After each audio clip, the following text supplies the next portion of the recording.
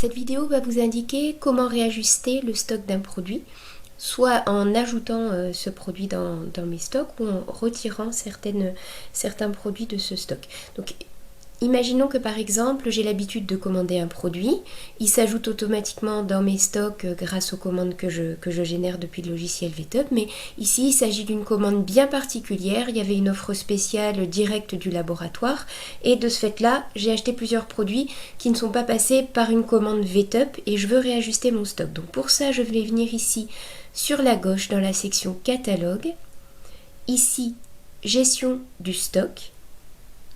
Et je vais voir deux possibilités ici. Un stock actuel qui est indiqué dans cette colonne avec soit des chiffres qui apparaissent dans une petite case blanche. Dans ces cas-là, ça veut dire que je n'ai pas souhaité gérer les numéros de lot pour ce produit en particulier et je vais pouvoir tout simplement modifier la quantité ici directement. Par exemple, finalement, j'ai recodé mon Advantix, je n'avais pas décidé de gérer les numéros de lot pour ce produit.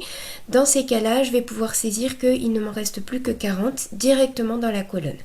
Maintenant, si je suis sur un produit pour lequel la colonne apparaît ici en bleu, alors on va s'intéresser par exemple à la kétamine. J'ai ici la colonne qui apparaît en bleu concernant mon stock, ça veut dire que j'ai demandé à gérer ce stock en gérant également les numéros de lot, soit parce que le produit fait partie d'un registre, soit parce que je souhaite gérer les numéros de lot pour ce produit en particulier. Donc je vais m'intéresser ici à ma kétamine 1000. J'ai un stock actuel de 57,31 et imaginons finalement que j'ai commandé plusieurs flacons, donc j'ai commandé 2 flacons de 5 ml. Je sais ici que je parle en millilitres dans mon stock parce que j'avais déconditionné mon produit. Donc je vais cliquer sur le stock actuel de 57,31 et je vais moi ajouter une quantité de 10 millilitres. Donc pour ça, j'indique plus 10 en sachant que le produit est déconditionné et que j'en parle en millilitres. J'ajoute mes 2 flacons de 5 ml. Il est également possible de saisir des quantités négatives, moins 10, parce que peut-être j'aurais cassé 2 flacons et dans ce cas, je dois réajuster mon stock. Donc ici, on reste dans le cas où on ajoute les 10 ml et on me demande de préciser quel numéro de lot en fait je suis en train d'ajouter dans mon stock. Alors soit le numéro existait précédemment, je vais le resélectionner et indiquer duquel il s'agit.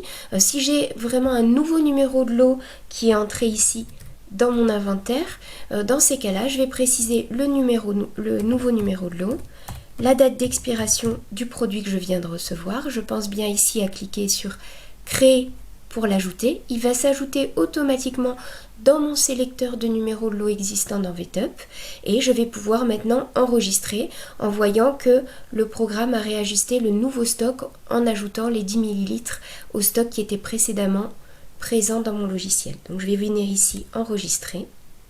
La kétamine 1000 ici au millilitre est quelque chose que j'ai géré dans mon registre stupéfiant, dans mon registre kétamine. Si je viens ici dans l'historique, les registres, et que je demande à voir mon registre ici à gauche, registre qui concerne la kétamine, je vais rechercher ici pour voir les différentes ventes qui ont été faites, et je vois ici que j'ai une entrée du 5 novembre 2020 pour de la kétamine 1000. J'ai ajouté 10 ml de kétamine avec effectivement le numéro de lot, la date d'expiration que je viens de saisir. Je suis passée par la gestion du stock pour ajouter cette quantité. Donc dans mon registre, c'est gérer du stock qui s'est ajouté. Je peux même remodifier ici la raison particulière. Donc je vais mettre commande spéciale qui s'était faite ou commande labo.